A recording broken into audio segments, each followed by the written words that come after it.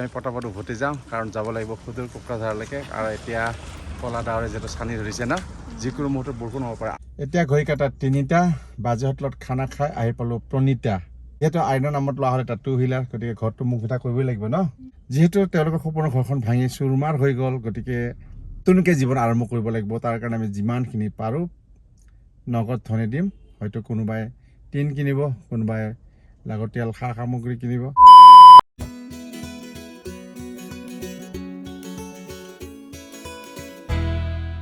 2 hours later. Best popular আৰু ইমান হাস্যমুখৰ আমাৰ এই ঘৰৰ অৰ্ণা য'ত আমাৰ আৰিয়ান থাকে আৰু এয়া চাওক আমাক দুজনক কি সুন্দৰকৈ কপি বনাই আনিলে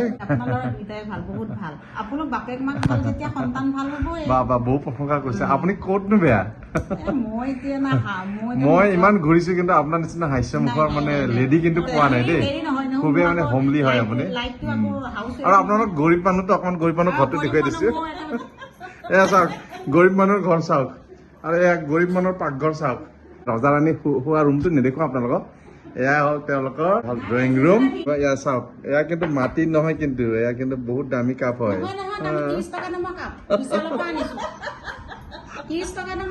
দেখিলে কিমান কথা চহকী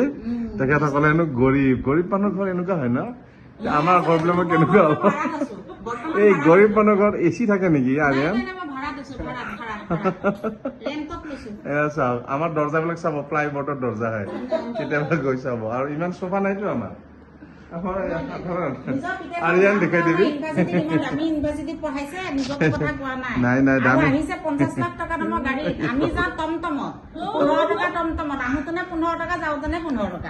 শুনি ভাল লাগিল দিয়ক ২৭,০০০কে কাটে মাহত সেইখন গাড়ীত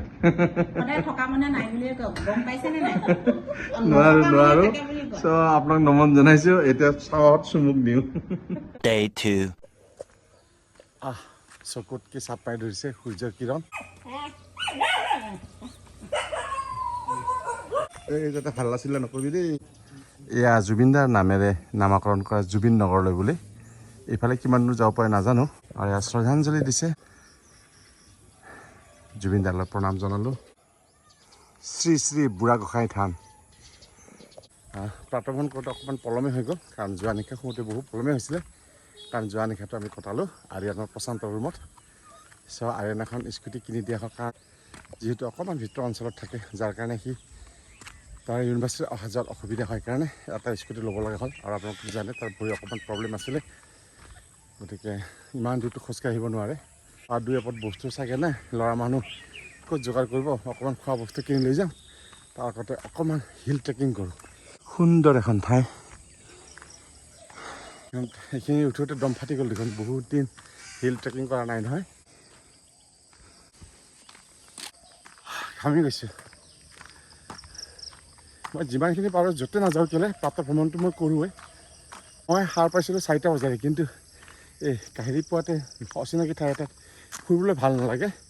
অকণমান ৰুমবোৰ চাফ চাফাইত লাগিলোঁ বাটচোৱা বেছ গহীন আৰু গভীৰো হয় জংঘলবোৰ অকণমান মনত শংকা ভাব আহিছে কাৰণ বাটত কাকো লগ পোৱা নাই এতিয়ালৈকে কি বিচাৰিছে ডাঙৰীয়া অঁ আচ্ছা আচ্ছা ঠিক আছে এইটোৱে মন্দিৰ নে ওপৰত আছে হয় হয় হয় এই পাহাৰত চাগে বাঘটো আছে হয় হয় হয় হয় হয় আপুনি ইয়াতে থাকে ঠিক আছে চবেই ইফালে মৰ্ণিং ৱাকত আহে নহয় আচ্ছা আচ্ছা টাৱাৰলৈকে কিমান দূৰ হ'ব টাৱাৰ আচ্ছা আচ্ছা ৰাস্তা ভাল গাড়ী যায় না আৰামত অঁ সুন্দৰ দেই ভাল লাগিল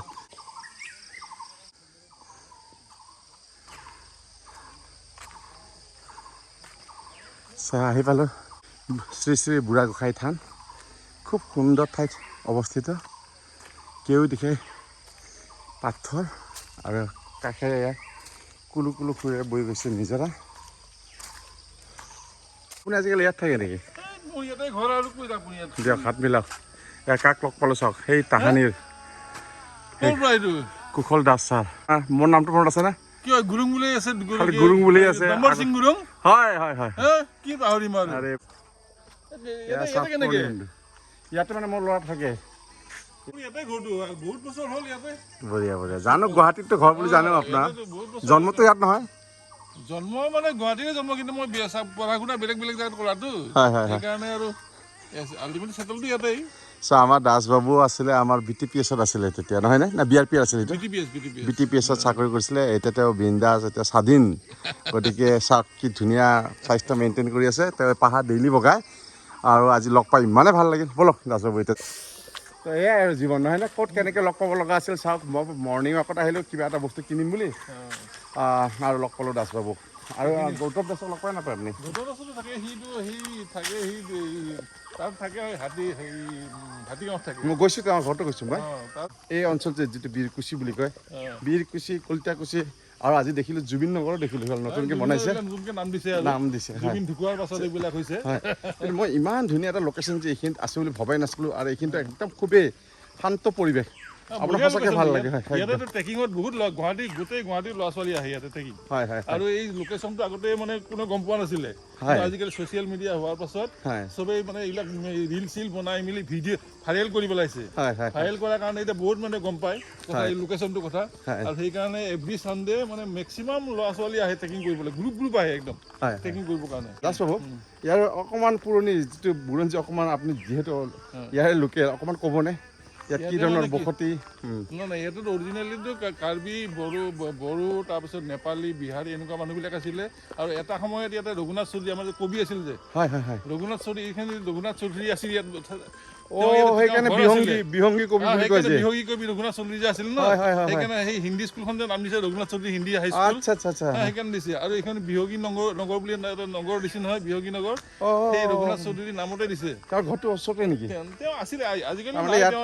আছে হয়তো নাজানো তেওঁ ইয়াতে থাকি খেতি বাতি কৰি ইয়াতে তেওঁ বসতি কৰিছিলে এটা ভাল কথা শুনিলো সেইকাৰণে হেনো ফুৰিব লাগে ফুৰিলে বহু কথা শিকিব পাৰে দাসবাবুৰ পৰা মই গোটেইখিনি গম পাই গ'লো বিহগী কবি যে কওঁ ৰঘুনাথ চৌধুৰী তেখেতে চাওঁ এই প্ৰাকৃতিক পৰিৱেশ থাকি চৰাই চিৰিকটিৰ মাজত থাকি এইবিলাক কবিতাবিলাক লিখিছিলে আৰু ইয়াত খেতিও কৰিছিলে না খেতি চেতি কৰি একদম মানে তেওঁ বিখ্যাত আছিলে খেতিয়ক আছিলে হয় এই চাওক এই কথাবিলাক জানিব পাৰিছোঁ ৰাতিপুৱা ভাগত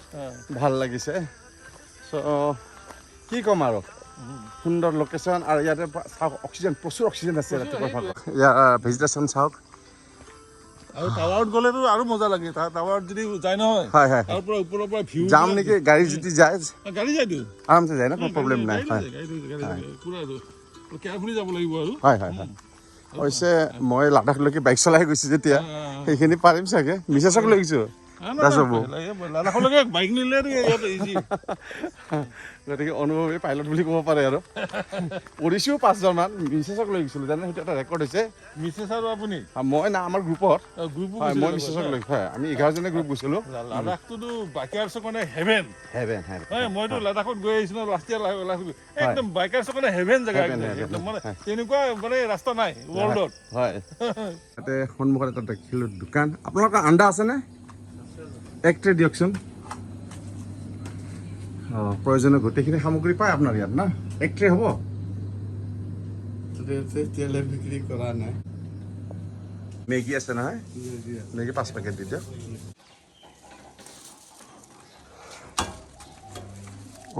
পানী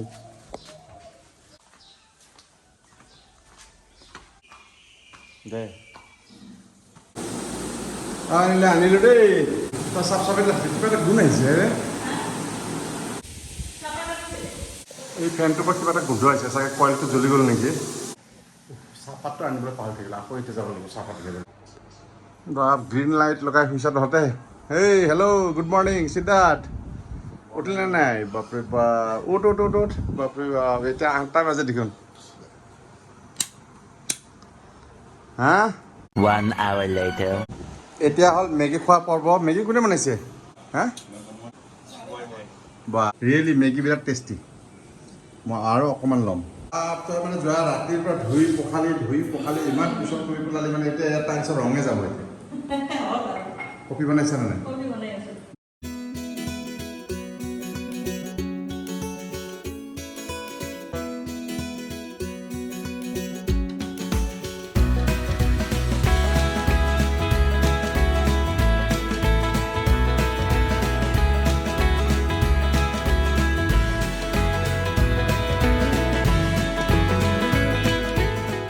এতিয়া আমি পটাপট উভতি যাওঁ কাৰণ যাব লাগিব সুদূৰ কোকৰাঝাৰলৈকে আৰু এতিয়া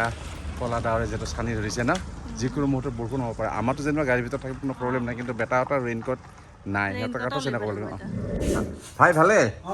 বাজেটত দেখুৱা আপোনাৰ ষ্ট্ৰাকচাৰ হেলিয়াছ আছে 3445 আৰু আপোনাৰ ইয়াৰ ওপৰত গ'লে আপোনাৰ SMK ষ্টেলাৰ আছে 4500 মানত পাব দেন আপোনাৰ এক্সৰ SMK পাব 5000 to 5500 ৰেঞ্জত NHK পাব আপোনাৰ 6000 to 7000 মানৰ ৰেঞ্জত আৰু 200-300 টকা কম বেছি হয় তাৰপিছত আপোনাৰ